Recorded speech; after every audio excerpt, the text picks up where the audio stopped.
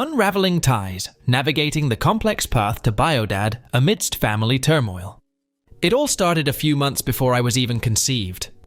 My biological mother, let's call her Chloe, was engaged to a man who we will call Carl. So Chloe was working at a Walmart while engaged to Carl, and decided to cheat on him with her boss, who we'll call Harold. So Harold had no idea Chloe was engaged until they had been dating for a while. Things are going well between them until one day Harold catches Chloe on a date with his best friend. This leads to a big fight where Chloe hits Harold and he has to lock her out of the house to protect himself. She calls the police on him, and due to the crappy domestic dispute laws in their state, they both spend the night in jail. Somehow, Harold is blamed for the incident and is ordered to take 2 years of anger management and decides to never speak to Chloe again.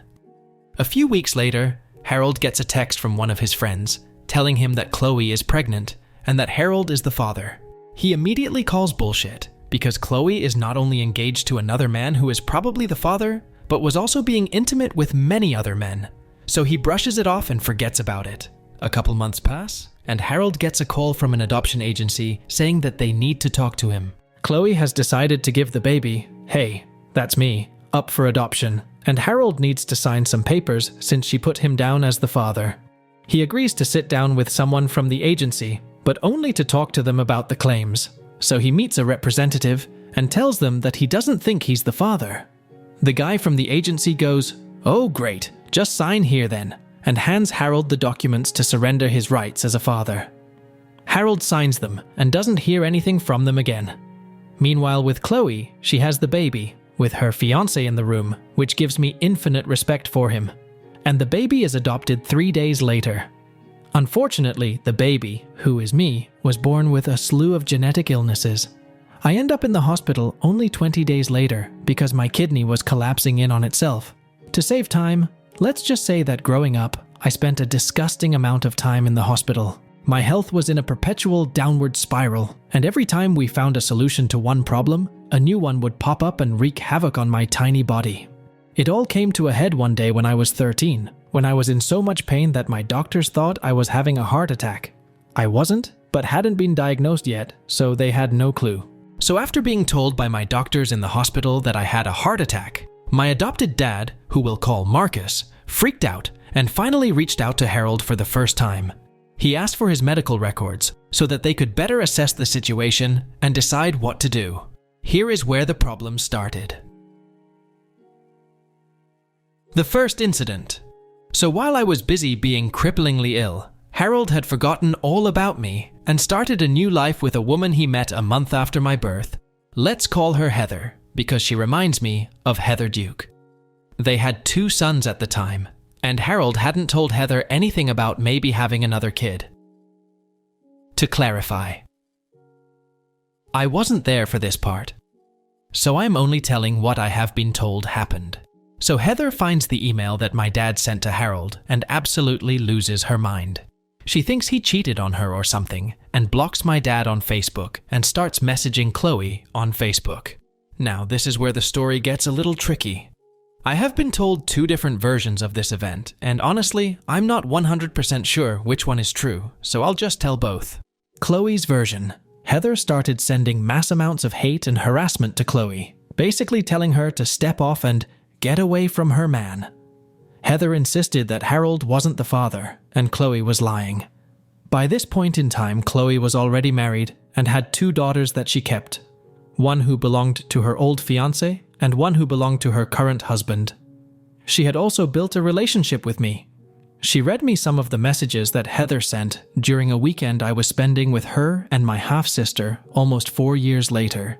She said, I quote, "Her grammar was atrocious, but I didn't think correcting it was the right way to go." Heather's version. Heather reached out to Chloe to talk to her about the situation and what she wanted them to do. Chloe snapped at her and said there was no way that my parents would put me through a paternity test. Because Chloe said that, they decided not to pursue the test.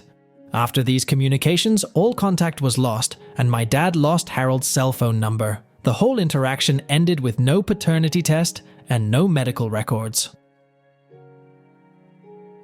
Recent events. Okay, Now that that's out of the way, here is what has happened in the last month. So, my health has progressively gotten worse, and I now have to apply for disability if I want to pay for my ungodly amount of medications. The lawyer I hired said that having a full family medical history might be helpful. So, I asked my super smart friend to track Harold down so I could contact him. Long story short, I got his number, and I left him a voicemail that was basically me just begging him to help me, saying I was sorry for intruding on his life and begging for him not yell at me. He called back after like 20 minutes, and to my extreme surprise, he was happy to hear from me. He said that not contacting me was one of the biggest regrets of his life. We cried together on the phone, and I told him about the genetic disorders I have and how I was worried for his kids. He assured me that they were healthy, and I cried because I was relieved. We talked throughout the week until eventually he had to fly home from his business trip and tell his wife what was going on. Needless to say, it did not go well. Heather was pissed and demanded that we limit contact until the results of the paternity test came in. Unfortunately for her, it came back positive and confirmed that I am his daughter. Here is where the story gets sticky again, because I have been told two different versions of what happened during the last week. Harold's version.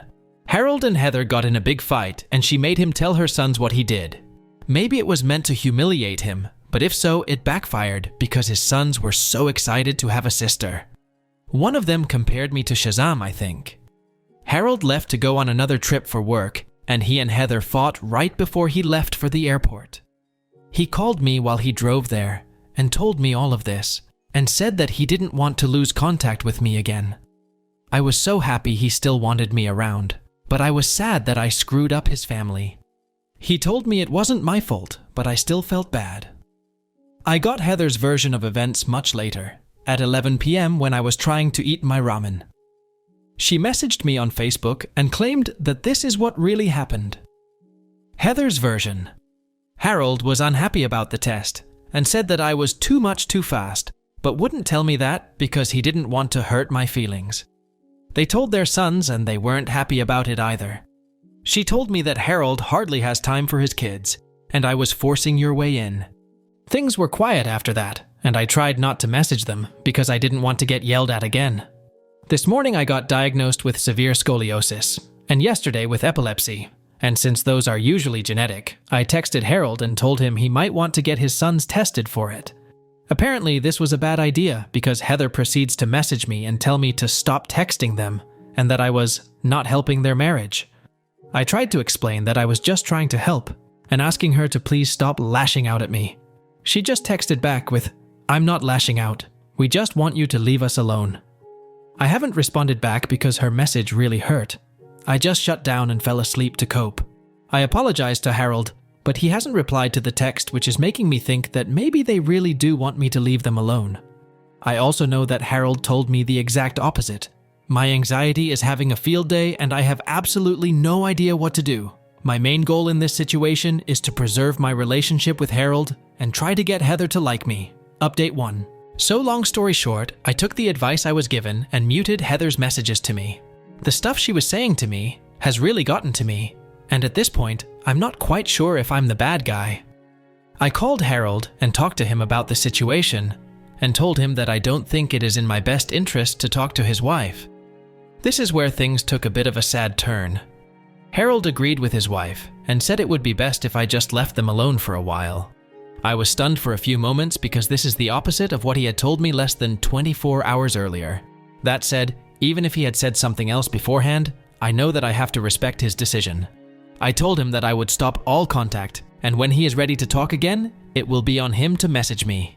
That's where the call ended, and we haven't spoken since. It sucks. I'm kinda hurt. I know I have no right to be hurt about it, but I still am. I've come to the decision that it's not my job to make them like me. This was probably not going to end any other way.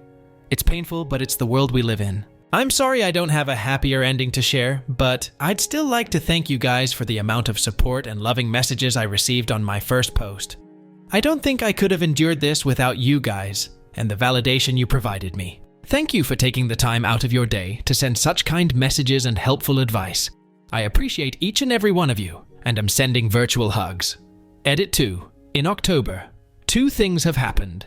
I needed to reach out to him because my cat got sick again and he works in pet insurance and care, and I asked him for advice on what insurance carrier to use. It was cordial and completely professional. No emotions and nothing other than business.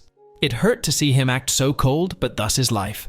His wife, who my dad, Marcus, now refers to exclusively as Heather, updated her Facebook so that it says, "Stay in your lane, bitch," directly under her name when you click on her profile. I feel grossed out that she's acting like I'm some jealous lover who wants to steal her man.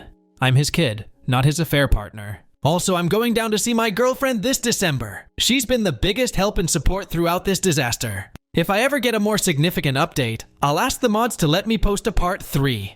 I doubt I'll get one though. I think this is where this saga ends. I have an adopted dad who loves me, and a biological mother who loves me. I think I can be content with that.